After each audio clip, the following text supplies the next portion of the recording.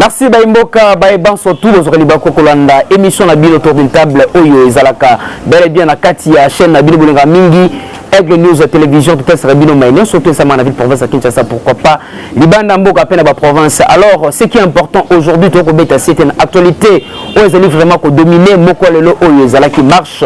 Il y a la Mouka et Sike des acquis organisés par Kondi, il y a la Mouka Oyo en tête Nango Ezali, le président Eli Martin Falouma, Didier Azali président, il y a parti politique SID. Alors, Lelo, Ezaki Mokolo marche et Salemi, Togota Olenge Kani Mango et Dekaki. Alors, Yamboete, Toko Manamaoetali marche, Ezali va point important, Bele Oto Kobeke la CT.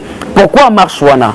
Bapesaki Biso, Mitindo TP, Batali Saki Biso, marche Wana, bit primordial Nango Ezali, pour la qualité, Toko Telemela, nomination Yandeko, Denis Kadima, Oyo Azali à la tête, Seni, Azali président, Seni, Peli Soussou, Azali.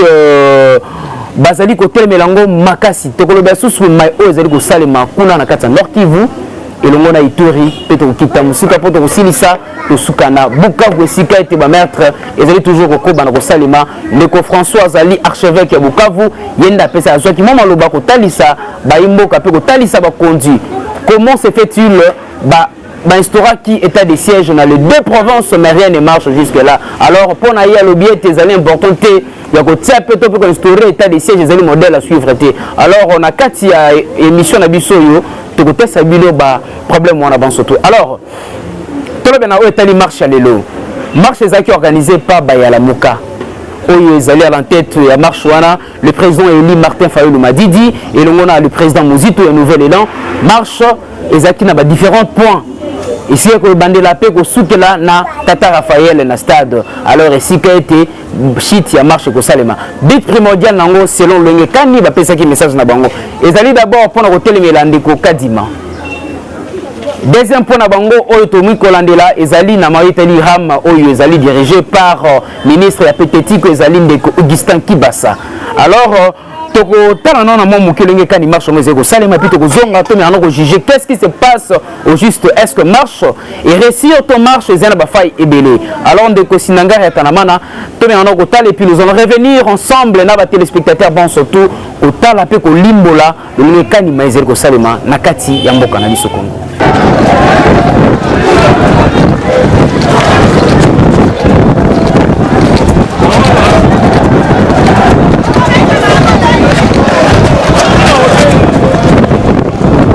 Ah, mais c'est Dario, c'est Ben. On te va à terrain quoi. On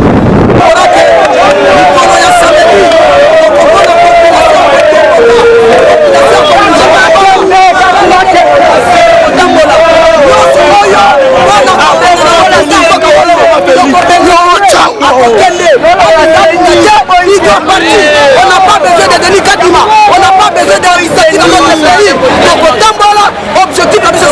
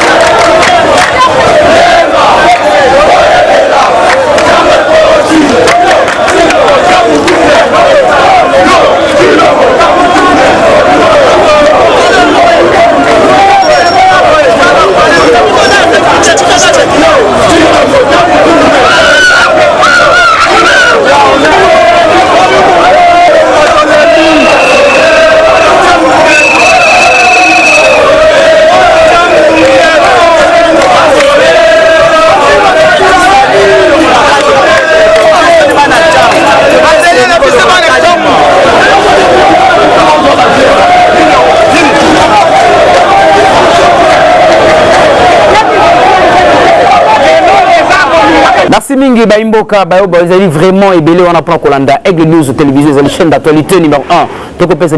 Alors, tout le monde, tu Kolanda, moi, extrait d'abord. Il y a marche, le Kanye, Zeko Salima, mais ce qu'on a pu remarquer, c'est moi passé. Les alibas congolais, ce que vous avez aussi la rythme politique, et c'est un était bossé et Salima Olenge et Longo Bani, les alibas marche pacifique.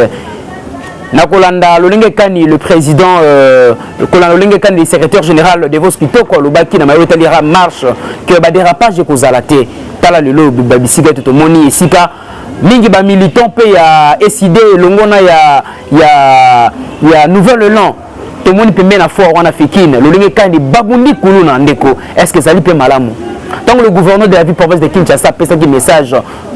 Atali si était Lolenge Kani, batubako tambola.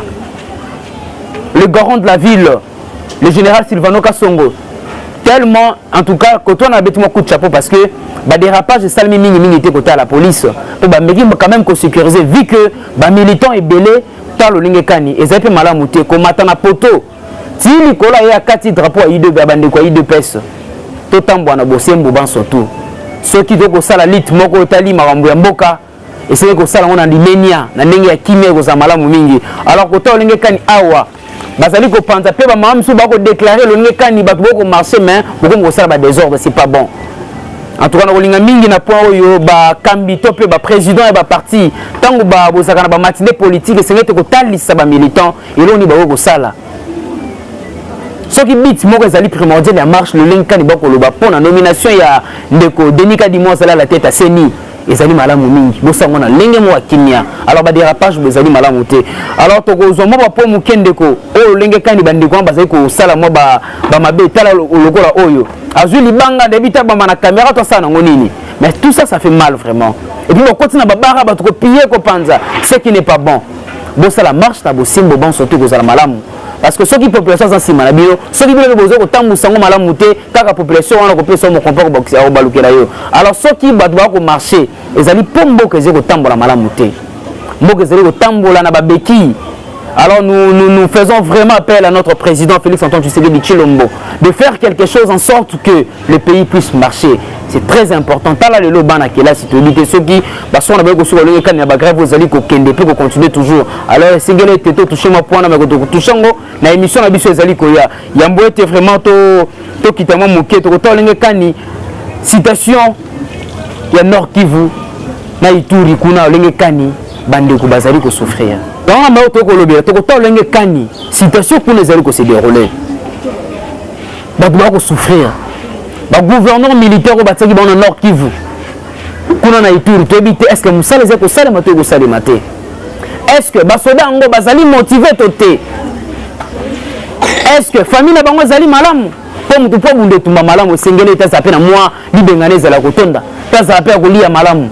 Mais jusque là on ne sait pas qu'est-ce qui se passe au juste parce que sur ce point tu ebite état de siège jusque là non to moni vraiment ba résultat malamu te. Alors bato ko ba sous na massacre zeko salema kuna na Bukavu. En tout cas ça fait mal au cœur.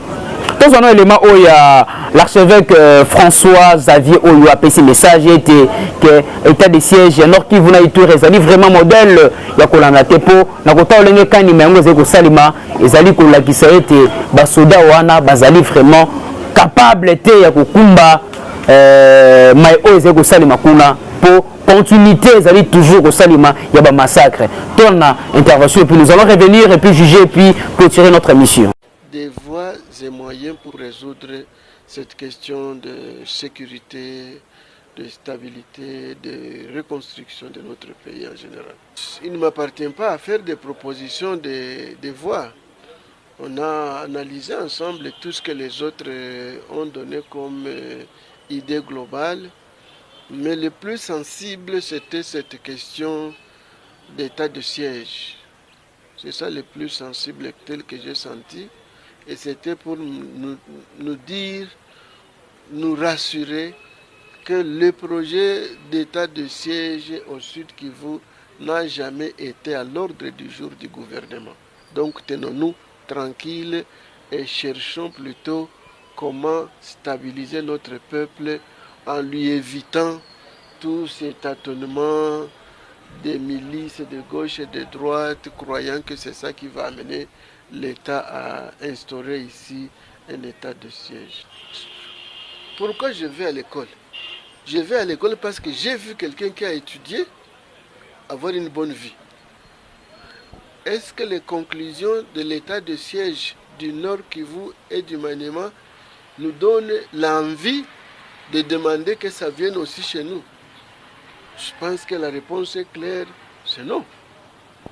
Les résultats au Nord Kivu et à Ituri n'étant pas positifs aujourd'hui, ce n'est donc pas un modèle à imiter pour d'autres provinces, quoi qu'il en soit, à travers les difficultés, les peines et les joies que ces autres provinces sont en train de connaître.